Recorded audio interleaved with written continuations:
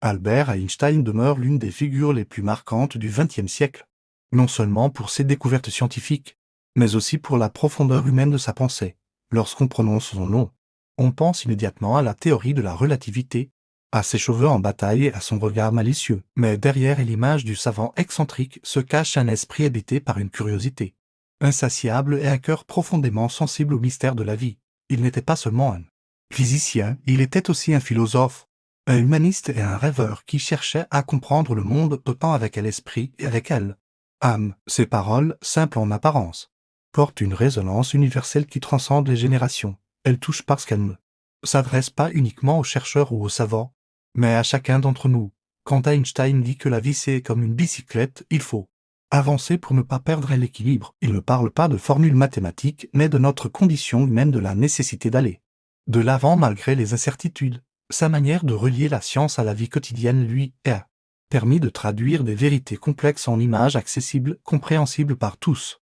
Et c'est ce qui les rend inoubliables. Einstein n'idéalisait pas la science comme une tour d'ivoire séparée du monde réel. Pour lui, la connaissance devait servir à enrichir l'humanité, à éveiller des consciences et à préserver la dignité de la vie. Sa conviction que l'imagination est plus importante que le savoir n'est pas une simple formule brillante, elle révèle une philosophie de vie tournée vers la créativité, l'ouverture et la liberté de penser. Il considérait que ce qui compte véritablement dans elle, l'existence ne peut pas toujours être mesurée ou chiffrée. Ainsi, ces citations ne sont pas de froids aphorismes, mais des éclats de sagesse qui invitent à regarder au-delà des évidences. Dans un monde où les crises se succèdent et où la vitesse semble gouverner nos existences, relire ces paroles prend une signification nouvelle. Elles rappellent l'importance du doute, de l'humilité et du courage intellectuel. Elle rappelle que la valeur d'un être humain se mesure à sa capacité de donner plutôt qu'à celle de recevoir. Elle rappelle que l'humour, la curiosité et l'émerveillement sont des forces capables de nous faire avancer,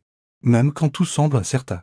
C'est sans doute pour cela que les citations d'Einstein continuent d'inspirer. Elles ne vieillissent pas, car elles touchent à ce qu'il y a de plus constant dans la nature humaine, la quête de sens, le désir de comprendre et le besoin d'espérer. Plus qu'un génie scientifique, Einstein fut un passeur d'idées, un éclaireur de chemin intérieur. Sa voix, à travers ses mots, nous murmure encore aujourd'hui qu'il est possible de rester curieux, de rester libre et de continuer à avancer dans le mystère et la beauté de la vie. La vie, disait Einstein, ressemble à une bicyclette. Pour garder l'équilibre, il faut avancer. Derrière cette image simple, presque enfantine, se cache une vérité profonde. L'existence humaine n'est jamais figée. Elle exige un mouvement constant, une capacité à continuer même lorsque la route se fait incertaine. Avancer, ce n'est pas ignorer les difficultés ou les peurs, mais accepter que l'équilibre se construit dans l'action, dans la marche en avant, pas dans l'immobilité. Cette métaphore prend tout son sens quand on pense à la vie d'Einstein. Lui-même, né dans une famille modeste, considéré comme un élève moyen, il aurait pu se laisser enfermer dans les jugements de ses professeurs qui doutaient de son avenir. Pourtant, il a continué de pédaler, parfois lentement, parfois à contre-courant, jusqu'à trouver sa propre voie. L'équilibre n'était pas donné. Il était conquis par la persévérance. Comme sur une bicyclette, le secret n'était pas de ne jamais vaciller, mais de maintenir un élan. Aussi fragile soit-il, nous connaissons tous ces moments où l'envie de s'arrêter nous saisit, où les obstacles paraissent insurmontables. C'est alors que l'image d'Einstein prend une dimension universelle. Avancer malgré la douleur, malgré les doutes, malgré les regards incrédules. C'est ce qui permet à l'homme de ne pas tomber.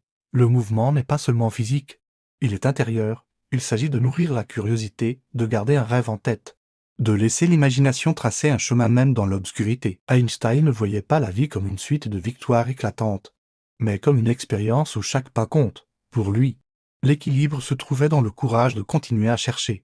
Même quand les réponses tardaient à venir, cette leçon résonne bien au-delà de la science. Elle nous enseigne que la stabilité n'est pas une absence de chute, mais la capacité à retrouver son rythme après chaque déséquilibre. Il est tentant de croire que la sécurité se trouve dans l'arrêt, dans l'immobilité, mais une bicyclette immobile finit toujours par tomber. La vie, de la même manière, exige de nous un mouvement continu. Parfois il s'agit d'un grand bond, parfois d'un simple pas. L'essentiel est de ne pas s'arrêter. Dans ce mouvement se cache la promesse d'un équilibre toujours renouvelé, fragile mais vivant. Ainsi, quand nous traversons des épreuves, il suffit de se rappeler que l'équilibre n'est pas un état figé, mais une danse avec la vie. Avancer, même maladroitement, c'est déjà résister. Avancer, c'est croire qu'au-delà du virage, la route continue. Einstein, par cette image de bicyclette, nous offre plus qu'une métaphore, il nous tend une clé. celle qui ouvre la porte d'une existence, où le mouvement devient source de force et où, malgré tout, l'équilibre finit toujours par se retrouver. Einstein affirmait qu'il n'existait que deux façons de vivre sa vie, comme si rien n'était un miracle ou comme si tout en était un. Derrière ces mots se dessine une vision du monde où elle, extraordinaire, ne réside pas seulement dans les grandes découvertes, mais dans chaque instant du quotidien. Pour lui, l'existence n'était pas une suite de banalités mécaniques, mais une fresque d'événements improbables qui, par leur simple présence, méritent notre étonnement. Regarder une étoile, écouter une mélodie, voir un enfant rire. Tout cela devenait pour lui une preuve silencieuse que la vie cache des merveilles à chaque coin de rue. Cette attitude n'était pas une naïveté, mais une discipline de l'esprit. Elle demandait de s'extraire du voile d'habitude qui rend invisible ce qui, en réalité, est exceptionnel. Chaque battement de cœur, chaque respiration, chaque lever de soleil est une improbabilité statistique. Un événement dont nous oublions la valeur tant il se répète. Einstein nous invite à réapprendre à voir, à redécouvrir le monde avec des yeux neufs, comme ceux d'un enfant qui s'émerveille de tout parce qu'il ne connaît pas encore la lassitude, le miracle du quotidien.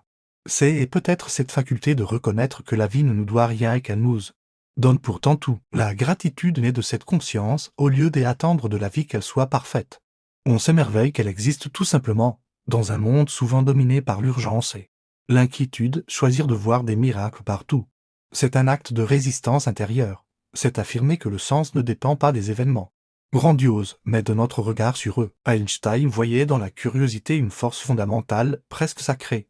Être curieux, c'est s'ouvrir à ce miracle omniprésent, à l'idée que le monde garde toujours une part de mystère qui échappe aux explications, même pour un scientifique de son envergure. Le but ultime n'était pas de tout réduire en formules, mais de préserver cette étincelle d'état face à ce qui reste incompréhensible. Le véritable savoir, disait-il, commence là où demeure l'émerveillement. Cette manière d'habiter le monde peut transformer nos vies.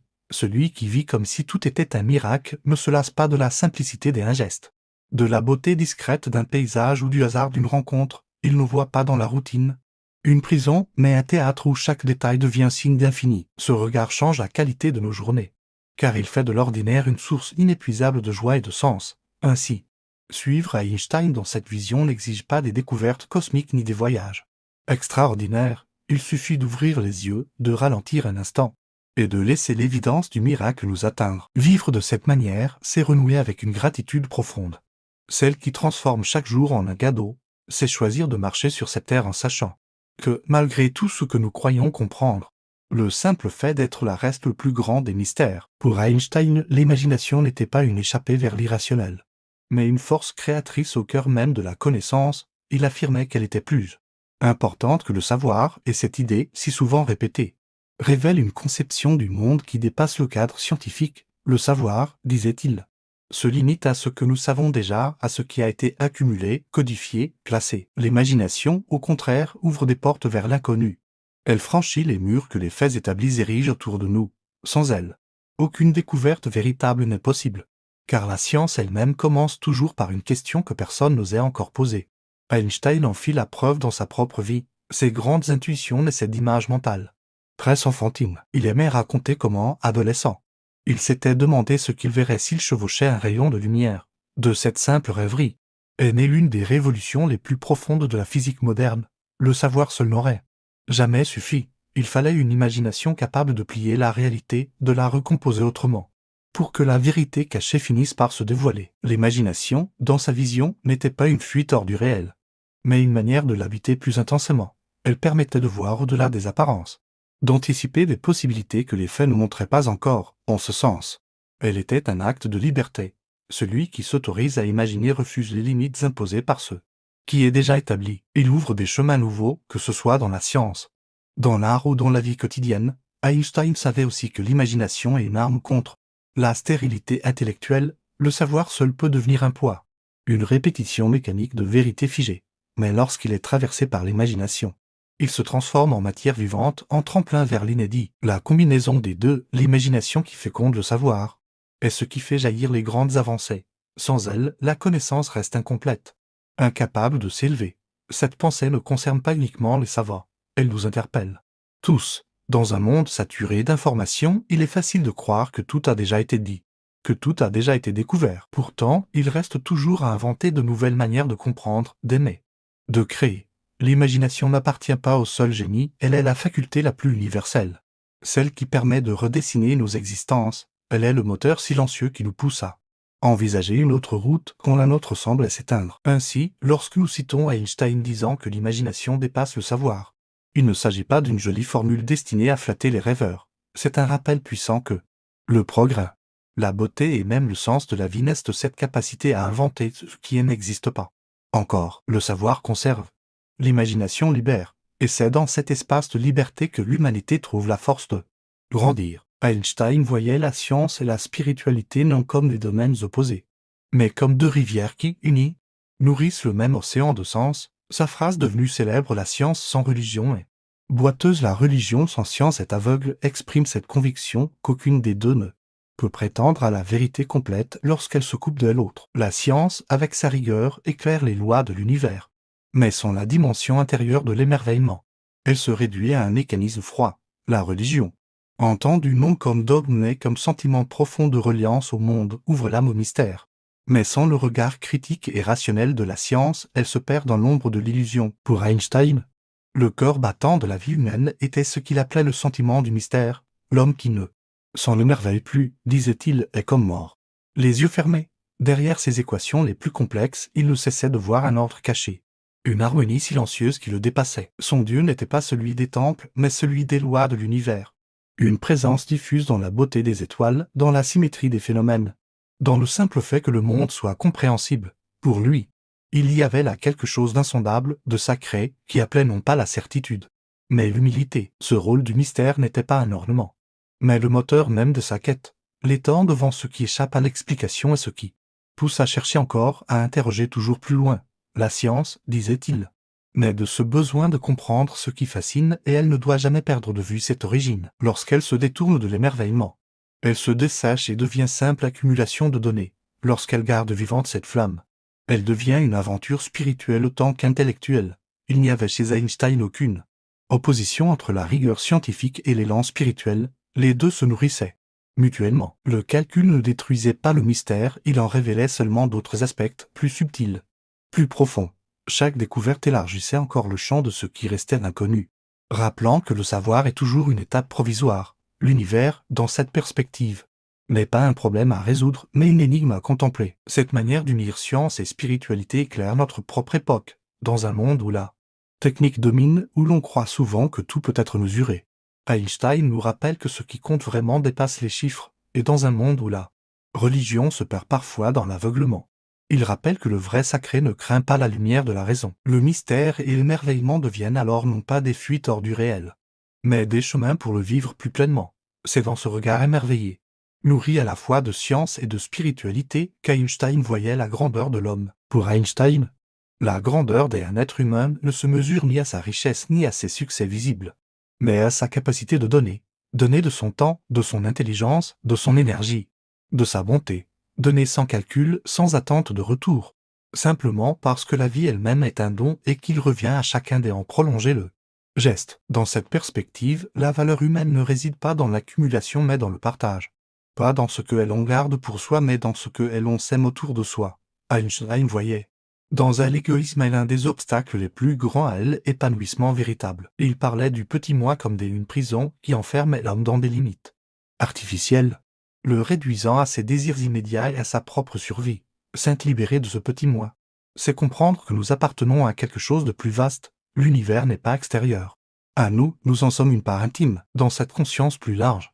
Et l'individu cesse de chercher uniquement son propre avantage et découvre la joie plus profonde de contribuer à un bien qui le dépasse. Cette vision n'était pas une abstraction pour Einstein, elle se traduisait dans sa vie quotidienne, dans son rapport aux autres, dans sa manière d'enseigner et de dialoguer. Il considérait que le rôle du professeur, par exemple, n'était pas seulement de transmettre des connaissances mais d'éveiller la joie d'apprendre, de nourrir chez l'élève une flamme intérieure. Donner, pour lui, signifiait ouvrir une porte chez l'autre, lui permettre de grandir, de découvrir à son tour son propre chemin. Il insistait également sur le fait que la valeur humaine se révèle dans la capacité à dépasser les frontières étroites de la nationalité, de la religion, de la culture. L'homme universel, tel qu'il le concevait, est celui qui reconnaît son appartenance au tout, qui refuse de se laisser enfermer dans les divisions artificielles. Cette ouverture n'est pas une négation de l'individu, Mais son accomplissement véritable, plus l'homme s'éloigne de son petit moi, plus il participe à la richesse collective, plus il devient lui-même, dans cette lumière. Le sens de la vie ne se réduit pas à la réussite personnelle, mais à la qualité de ce que nous offrons au monde. Einstein voyait la véritable liberté dans cette capacité à se détacher de l'ego pour rejoindre une conscience plus vaste, faite d'humilité, de curiosité et de générosité. C'est ce chemin qui mène à la vraie valeur, celle que le temps ne peut ni corrompre ni effacer, en nous rappelant que donner est la mesure de l'existence. Il nous invite à redéfinir nos priorités, non pas ce que nous possédons, mais ce que nous transmettons, non pas ce que nous recevons, mais ce que nous partageons. Là réside, selon lui, le sens le plus pur de l'humanité, dépasser le petit moi pour devenir, ne serait-ce qu'un instant, une étincelle de l'univers tout entier. Einstein aimait expliquer la relativité à travers une image simple, assis une minute sur une poêle brûlante, on croit qu'une heure s'est écoulée, alors qu'une heure auprès d'une personne aimée semble passer comme une minute. Derrière l'humour de cette comparaison se cache une vérité vertigineuse, le temps n'est pas une donnée rigide et universelle, il est vécu, ressenti, coloré par notre expérience intérieure. La relativité, dans sa dimension scientifique, a bouleversé la compréhension du cosmos, mais dans sa dimension humaine, elle nous rappelle que la perception du monde dépend toujours du regard que nous portons sur lui.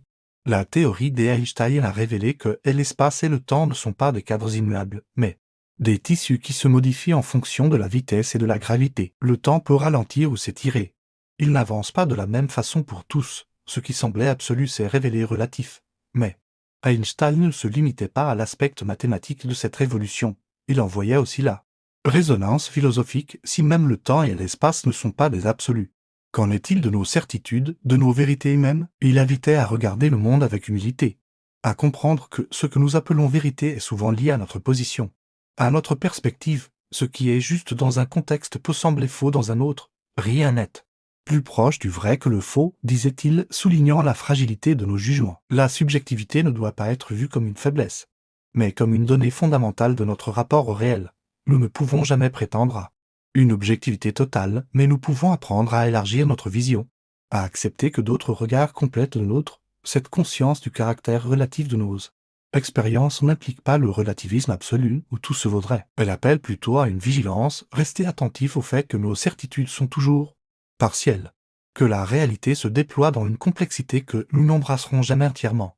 Dans ce sens, la relativité devient une leçon de modestie. Elle nous apprend à douter, à ne pas enfermer la vie dans des définitions figées, à laisser une place au mystère. Ainsi, la relativité n'est pas seulement une loi de la physique.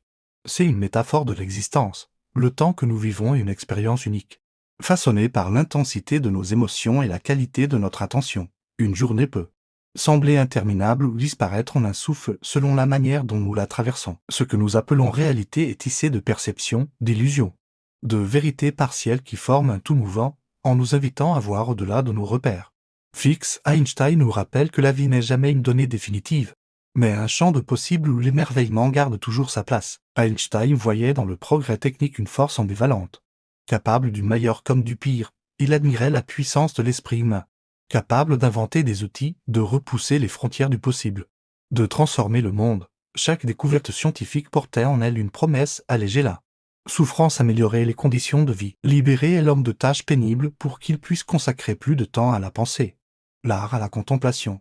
Mais il n'ignorait pas non plus l'autre face de ce pouvoir, la même intelligence qui conçoit des machines pour soigner peut concevoir des armes pour détruire, et c'est là que réside le danger lorsque la technique avance plus vite que la sagesse qui devrait la guider. Il disait avec inquiétude qu'il était devenu évident que notre technologie avait dépassé notre humanité. La formule frappe par sa lucidité. Le progrès n'est pas neutre, il amplifie ce que nous portons déjà en nous. S'il est guidé par la peur, la cupidité ou le désir de domination, il peut devenir un instrument de barbarie. La bombe atomique, à laquelle ses travaux ont indirectement contribué, fut pour lui une blessure profonde. Un rappel brutal que les découvertes les plus brillantes peuvent être dévoyées. La science en elle-même ne suffit pas à garantir le bien. Elle a besoin d'une conscience morale. Einstein ne rejetait pas la technique, il la respectait, mais il refusait de la sacraliser. Pour lui, la perfection des moyens n'avait aucun sens si elle s'accompagnait d'une confusion des buts. À quoi sert de courir plus vite, d'aller plus loin, de créer des outils toujours plus puissants? Si l'on ne sait pas pourquoi ni pour qui, le progrès véritable n'est pas celui qui accumule des prouesses techniques, mais celui qui élève l'humanité. qui renforce la dignité de l'homme et sa capacité à vivre en harmonie avec le monde. Cette question reste brûlante aujourd'hui. Nos machines savent résoudre des problèmes toujours plus complexes, mais elles sont incapables d'en poser un seul. Elles exécutent sans conscience. Et c'est à nous qu'il revient de leur donner un sens. Einstein nous met en garde: si nous déléguons à la technique la responsabilité de guider nos vies, nous courons le risque de nous transformer nous-mêmes en machines efficaces peut-être, mais vides de direction intérieure. Dans sa vision, le progrès devait rester un outil, jamais une finalité. C'est l'homme qui doit rester au centre avec ses valeurs, sa capacité d'aimer, sa quête de sens. Lorsque la technique dépasse l'humanité, elle cesse d'être un progrès pour devenir une menace. Mais lorsque l'humanité garde la maîtrise de ses inventions, elles peuvent devenir des alliés précieuses. Le défi, rappelait Einstein, n'est pas d'inventer toujours plus, mais d'apprendre à inventer avec sagesse, car c'est seulement alors que la science se transforme en lumière et non en ombre. Einstein avait ce don rare de manier l'humour avec autant de sérieux que ses équations. Pour lui, l'esprit ne devait pas se prendre trop au sérieux. Même lorsqu'il affrontait les mystères les plus profonds de l'univers, l'humour était une manière de désamorcer le poids de l'existence, de rappeler que, face à l'immensité du cosmos, nos certitudes et nos prétentions ne sont qu'un souffle. Rire, c'était garder une distance salutaire, une lucidité qui empêchait l'orgueil de s'installer. Il ne riait pas pour fuir, mais pour survivre à la complexité, pour alléger la gravité des questions qui l'habitaient. Cette légèreté ne contredisait pas la profondeur de sa pensée, elle la complétait, en affirmant que la seule chose absolue dans ce monde est l'humour. Einstein montrait que ce qui sauve l'homme n'est pas tant la rigueur que la capacité à sourire de ses propres limites. L'humour devient alors une forme de sagesse, il apprend à relativiser, à accepter l'imperfection, à trouver une forme de joie même au cœur des difficultés. Dans le rire, il y a une reconnaissance implicite que la vie échappe toujours à nos plans, et que cette imprévisibilité peut être accueillie avec grâce plutôt qu'avec des espoirs. De cette même sagesse découlait son goût pour la simplicité. Einstein affirmait qu'une idée n'était vraiment comprise que si l'on pouvait l'expliquer à un enfant de 6 ans. Ce n'était pas une provocation, mais une conviction profonde. La clarté est le signe d'une intelligence authentique. Là-haut, d'autres s'abritaient derrière un jargon. Ils cherchaient la formule qui rende limpide ce qui paraît obscur. Ils savaient que la complexité n'est pas toujours une marque de profondeur, mais souvent un refuge pour dissimuler l'incompréhension. Cette recherche de simplicité n'était pas une réduction naïve du réel. Elle était une quête de l'essentiel. Trouver les mots justes, dépouillés de l'accessoire, c'était comme trouver une équation élégante, capable de contenir dans sa concision la richesse du monde. Einstein n'aimait pas seulement les belles équations, il aimait les belles phrases, celles qui frappent par leur évidence et qui continuent à éclairer longtemps après avoir été prononcées. Humour et simplicité étaient pour lui deux manières de résister à la lourdeur de la vie. L'un ouvrait une respiration dans le sérieux des choses, l'autre révélait leur cœur caché. Ensemble, ils formaient une attitude face à l'existence: ne jamais se laisser écraser, ne jamais compliquer inutilement ce qui peut être dit avec clarté, dans un monde qui aime se perdre dans la complexité et le tragique. Einstein nous rappelle qu'il est possible de garder un sourire et d'aller droit au but, car la véritable sagesse n'est pas de tout savoir, mais de savoir rire et de savoir expliquer. Simplement, relire aujourd'hui les paroles d'Einstein, c'est entendre une voix qui résonne bien au-delà de la science, ce qu'il ne la gagnait pas. Seulement une théorie qui a changé notre compréhension de l'univers, mais une manière de vivre. Un regard à poser sur le monde. Sa sagesse nous rappelle que la vie est un équilibre fragile, que l'imagination est un moteur plus puissant que le savoir, que le mystère est le cœur de toute quête authentique. Dans une époque dominée par la vitesse, par la technologie et par le doute, ces paroles gardent une force intacte. Elles sont des phares dans la confusion, des rappels qu'il existe une autre manière d'habiter le temps présent, appliquer les leçons d'Einstein dans notre vie moderne. C'est d'abord réapprendre à s'émerveiller, ne pas se laisser aveugler par l'habitude, mais voir dans chaque instant un miracle comme il le suggérait. C'est cultiver la gratitude non pas en grandes déclarations, mais dans l'attention quotidienne à ce qui nous entoure. C'est également garder vivante cette part d'humour qui désamorce les angoisses et cette simplicité qui dénude l'essentiel.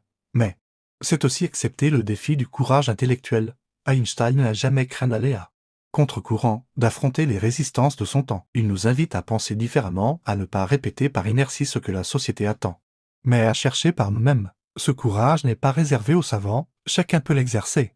Dans ses choix, dans ses gestes, dans sa manière de regarder le monde. Penser différemment, c'est refuser le confort du conformisme. C'est se donner la liberté d'imaginer d'autres chemins, même lorsqu'ils paraissent irréalistes. Son héritage n'est donc pas enfermé dans les équations, il est vivant dans la façon dont nous décidons de mener nos vies, chaque fois que nous choisissons la curiosité plutôt que l'indifférence, chaque fois que nous donnons au lieu de retenir, chaque fois que nous accueillons le mystère plutôt que de prétendre tout maîtriser. Nous faisons résonner ces paroles. L'esprit d'Einstein n'est pas seulement celui d'un génie solitaire, mais celui d'un être humain qui a su relier la science à la poésie, la rigueur au rêve, la lucidité à la compassion. Demain, son inspiration peut encore nous guider, non pas pour répéter ses idées comme des formules toutes faites, mais pour les prolonger, les incarner dans un monde qui change. Le progrès aura toujours besoin d'être accompagné de sagesse. La connaissance aura toujours besoin de l'imagination. Et l'humanité aura toujours besoin de rire et d'aimer pour ne pas se perdre. En ce sens, Einstein n'appartient pas seulement au passé, il est une voix qui nous rappelle que la véritable révolution est intérieure et qu'elle commence chaque fois que nous osons penser autrement. Le soir tombait sur Princeton, et la bibliothèque universitaire s'enfonçait peu à peu dans le silence. Les pas du jeune journaliste résonnaient entre les rayonnages hésitants. Presque intrusif, il n'était pas venu chercher un livre, mais une trace. Une rumeur entendue au détour d'une conversation avec un archiviste âgé. On parlait d'un dossier oublié, rangé par erreur parmi les papiers de Kurt Gödel, l'ami et confide d'Einstein, depuis longtemps. Ce nom hantait les corridors de l'histoire comme celui d'un homme à l'esprit dévoré par des vérités trop lourdes à porter. Dans une salle poussiéreuse, il ouvrit un vieux carton de documents. Jauni, son odeur de papier ancien emplissant l'air. La plupart des feuilles étaient des notes mathématiques, des correspondances techniques, rien qui puisse retenir l'attention d'un profane. Pourtant, au fond, dissimulé sous une pile de calculs illisibles, un cahier mince se présentait, scellé par une ficelle effilochée. La couverture portait simplement une date, avril à 954 le cœur. Du journaliste se mit à battre plus vite. Il rompit le lien fragile et déplia les premières pages. L'écriture était serrée, précipitée, comme si chaque mot avait été jeté sur le papier dans la crainte d'être interrompu. En haut, une mention manuscrite, confession à ne pas publier. L'encre avait pâli mais la force des phrases demeurait intacte à mesure qu'il parcourait les lignes.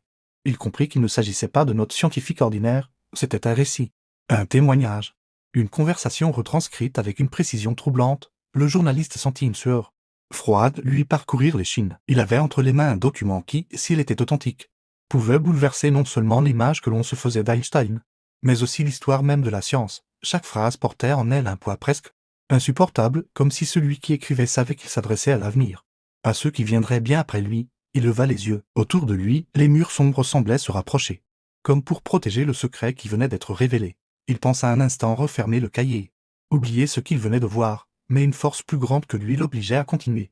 Les mots appelaient, brûlants, interdits, empreints d'une urgence qu'aucun calcul, aucune équation n'aurait pu contenir. Dans ces lignes, Einstein parlait d'une rencontre, d'un entretien qu'il avait accordé à un journaliste inconnu.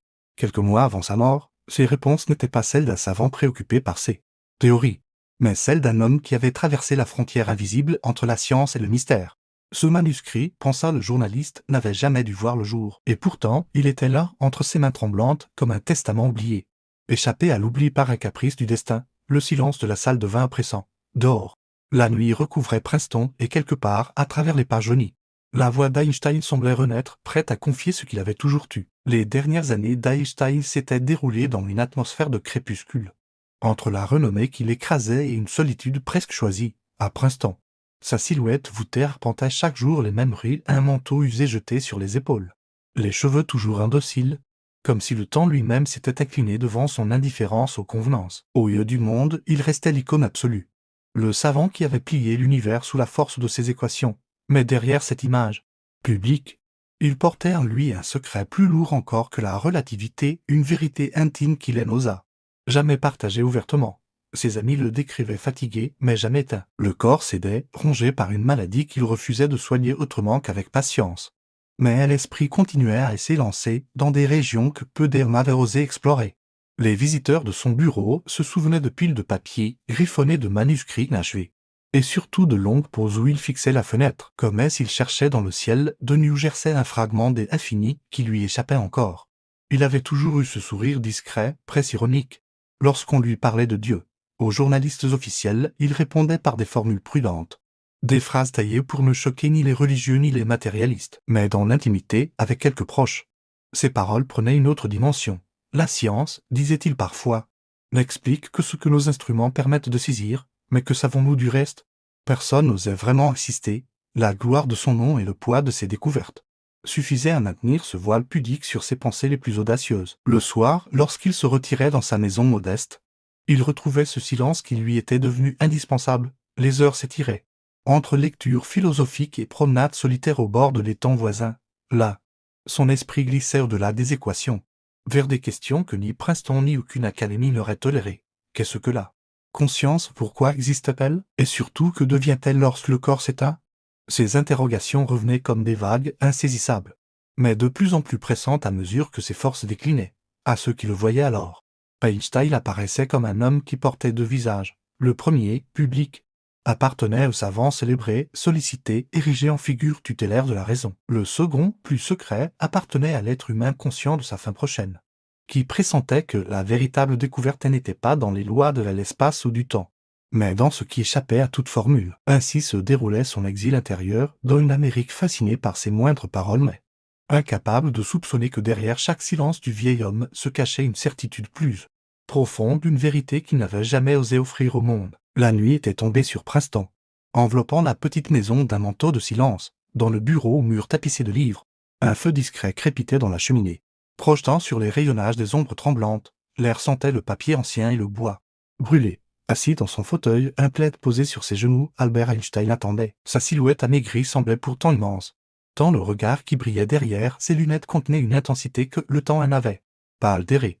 La porte s'ouvrit timidement, un homme entra, maladroit, tenant contre lui un carnet noir. Il n'avait pas donné son nom, seulement un pseudonyme, comme pour se protéger lui aussi de ce qu'il venait chercher. On dit qu'il avait dû supplier, écrire des dizaines de lettres, avant d'obtenir cette entrevue. Peut-être Einstein avait-il accepté par lassitude, ou bien parce qu'il sentait que son heure approchait et qu'il ne pouvait emporter avec lui le fardeau de ses pensées. Le journaliste s'assit en face du savant.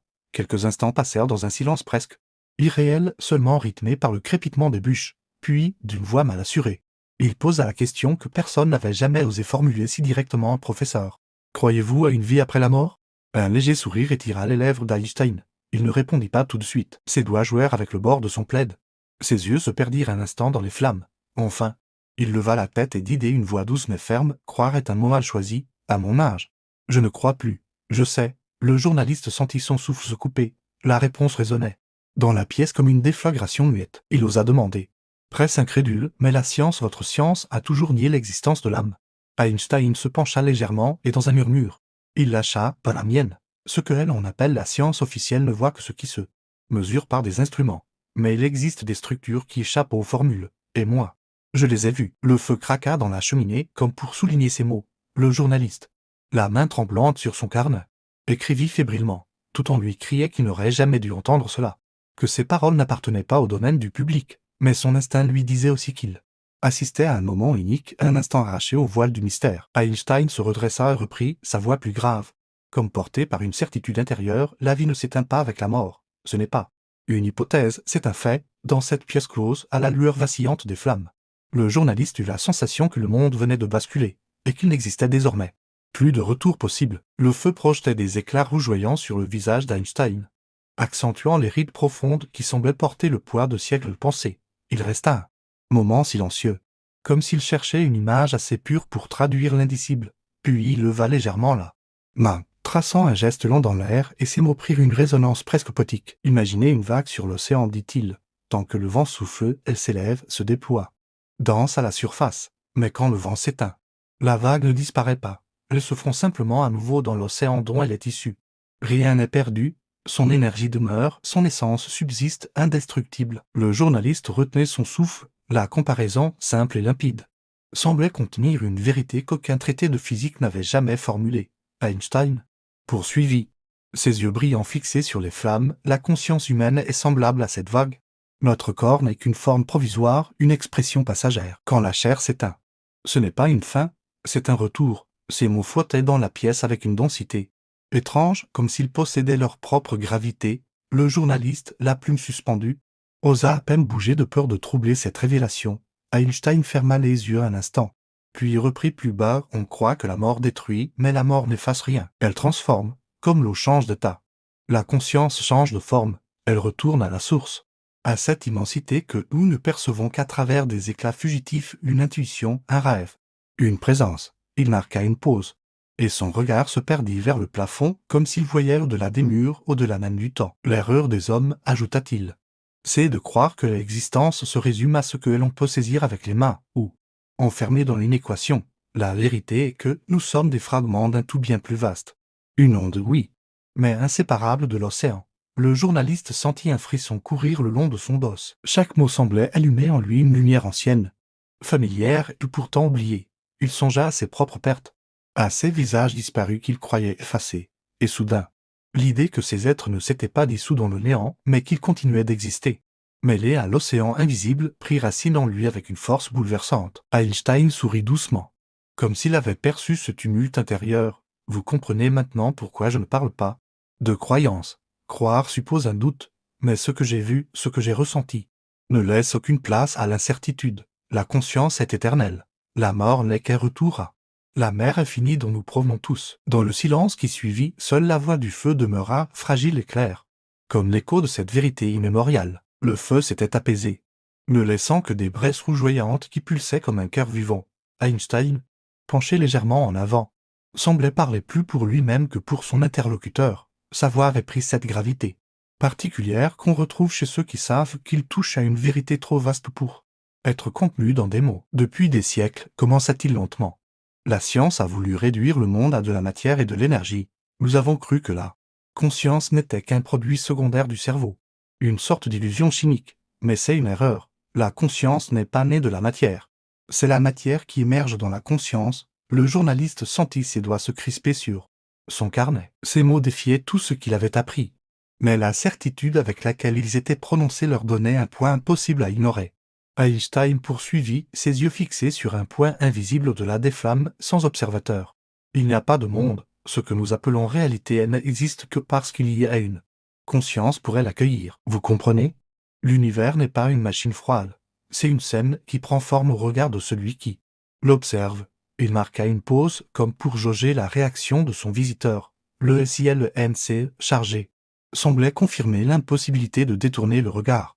Alors il reprit, les mystiques l'avaient dit avant nous.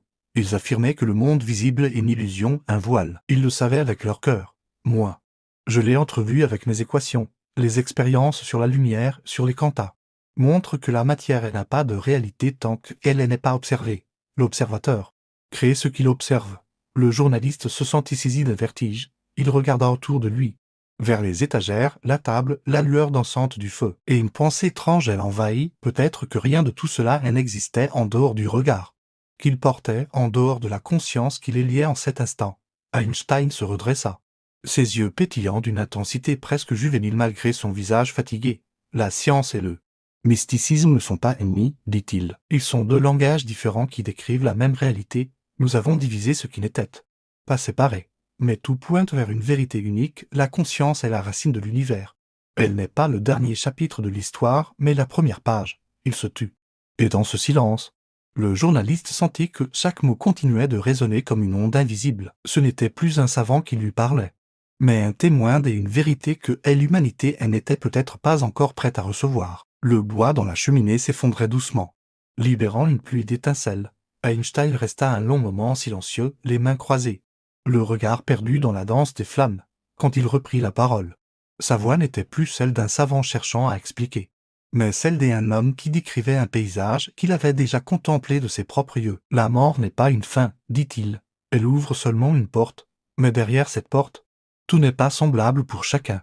Il existe des niveaux, des couches d'existence, ceux qui n'ont vécu que pour eux-mêmes, enchaînés au plaisir, au pouvoir, aux désirs éphémères, restent prisonniers des basses sphères. Leur conscience erre dans une sorte de reflet, condamnés à revivre les passions et les peurs qu'ils n'ont pas su dépasser. Le journaliste frissonna. L'idée résonnait comme une condamnation, mais elle ne sonnait pas comme une menace. C'était une loi naturelle, inévitable, comme la gravité. Einstein reprit, ses yeux brillants d'une douceur inattendue, mais ceux qui, durant leur vie, ont cherché la vérité, qui ont su aimer, qui ont ressenti la douleur des autres comme la leur, cela s'élève.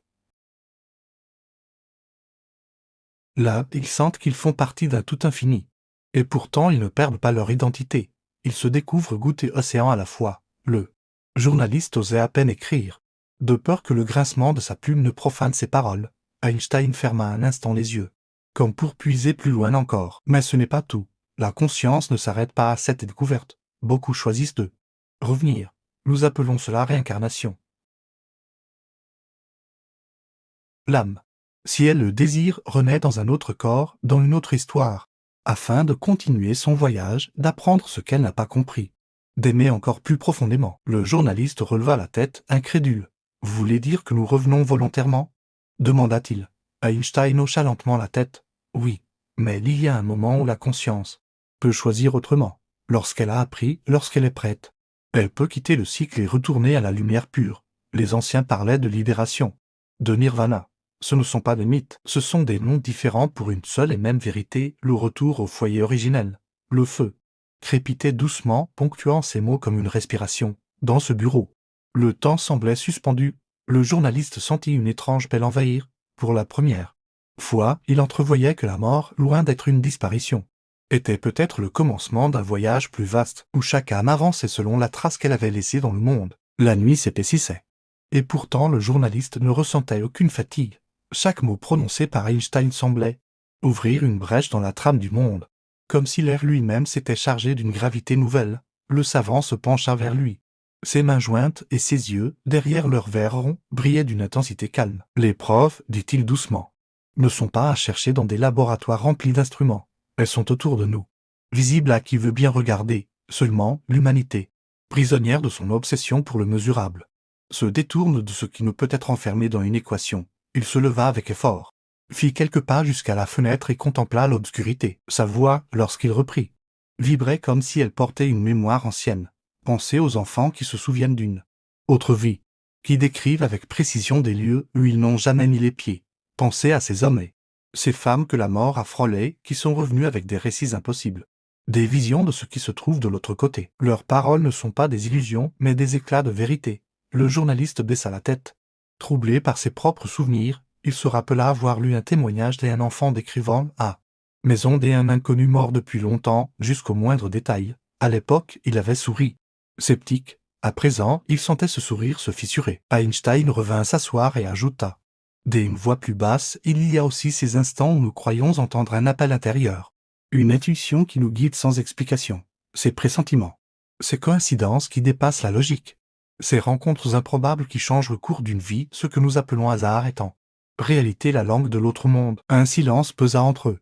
Rempli seulement par le craquement des bûches, le journaliste n'osait plus écrire, fasciné, captif des mots. Mais comprenez, reprit Einstein, que ces signes demeurent voilés parce que nous ne sommes pas prêts. Si l'humanité recevait demain une preuve absolue que la conscience survit à la mort, cela ne la rendrait pas meilleure. La vérité doit être approchée comme une flamme fragile, trop proche, elle brûle, trop loin. Elle se perd. Voilà pourquoi elle se manifeste par touches subtiles. Comme des traces laissées dans le sable, le journaliste sentit un frisson le parcourir. Jamais il n'avait entendu une vérité si simple et si vertigineuse. Einstein conclut d'une voix qui ressemblait à une prière, « Nous avons déjà toutes les preuves. Mais elles se cachent dans le tissu de l'expérience humaine. Là-haut seule une conscience attentive peut les percevoir. Le matérialisme de notre époque est un voile. Un jour viendra où l'homme osera le soulever. Et alors il découvrira que l'éternité l'entourait depuis toujours. » La nuit s'épaississait. Et pourtant le journaliste ne ressentait aucune fatigue. Chaque mot prononcé par Einstein semblait ouvrir une brèche dans la trame du monde. Comme si l'air lui-même s'était chargé d'une gravité nouvelle, le savant se pencha vers lui.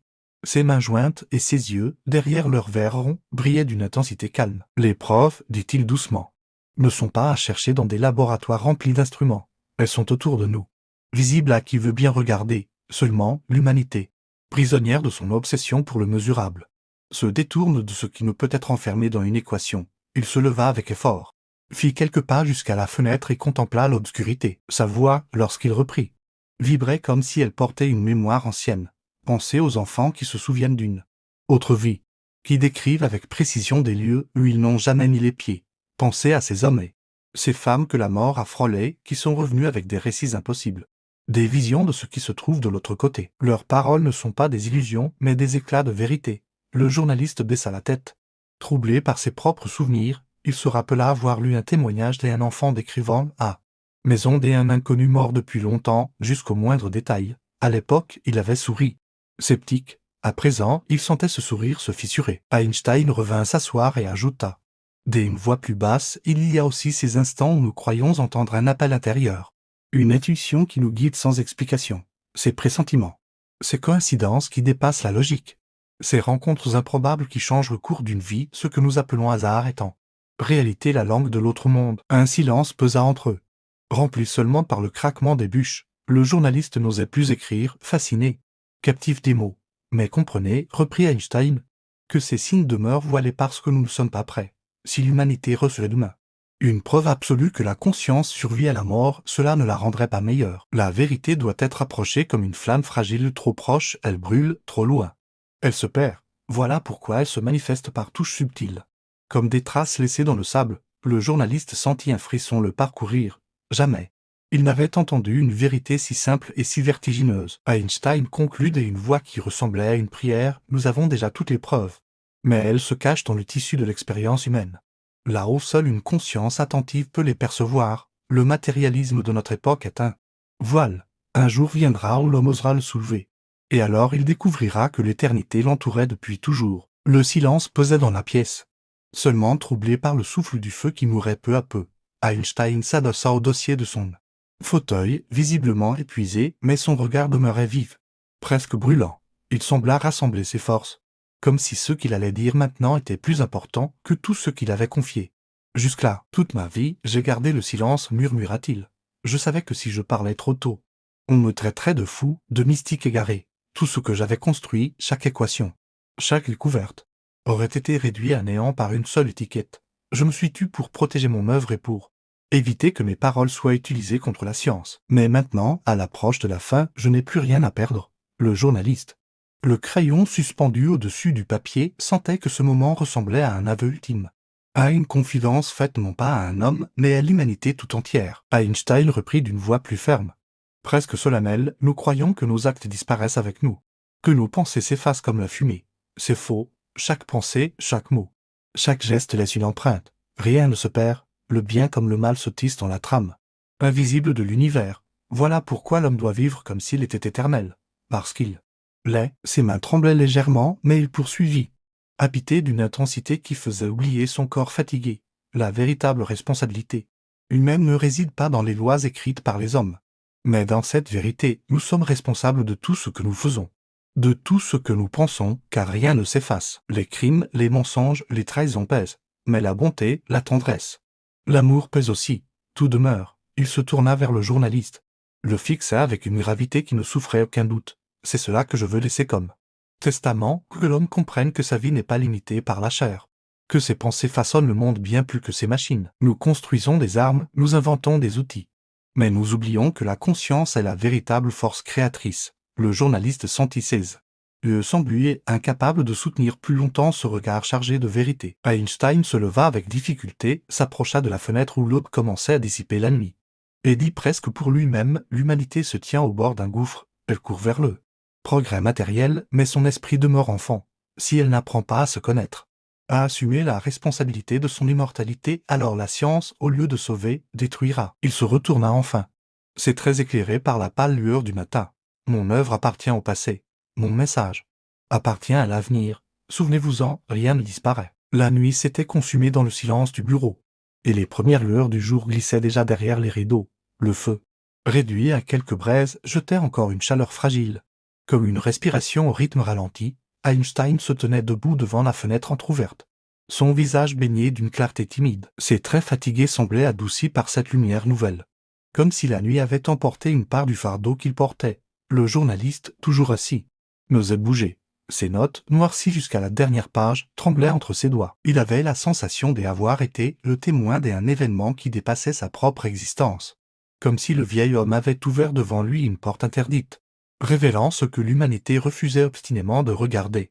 Einstein se retourna, ses yeux clairs fixant le jeune homme avec une intensité douce mais implacable. Sa voix, bien que faible, vibrait d'une certitude inébranlable. La mort n'est pas une fin, dit-il, elle est une porte qui s'ouvre vers une autre forme d'existence. Nous la craignons parce que nous ne comprenons pas que l'essentiel ne disparaît jamais.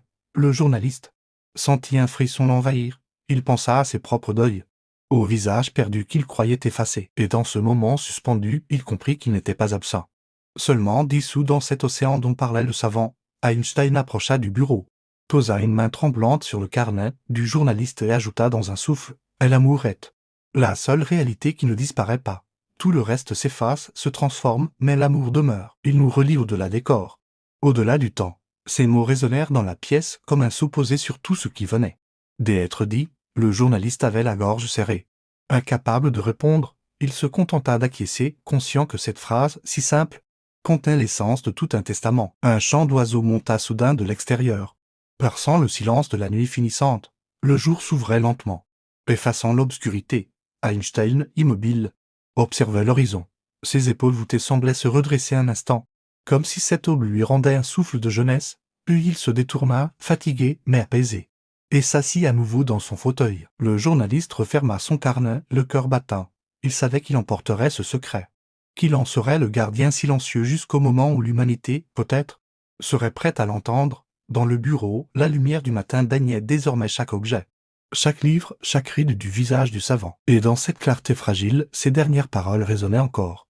Comme une vérité éternelle, la mort n'est qu'une porte, et au-delà, seule demeure l'immensité de l'amour.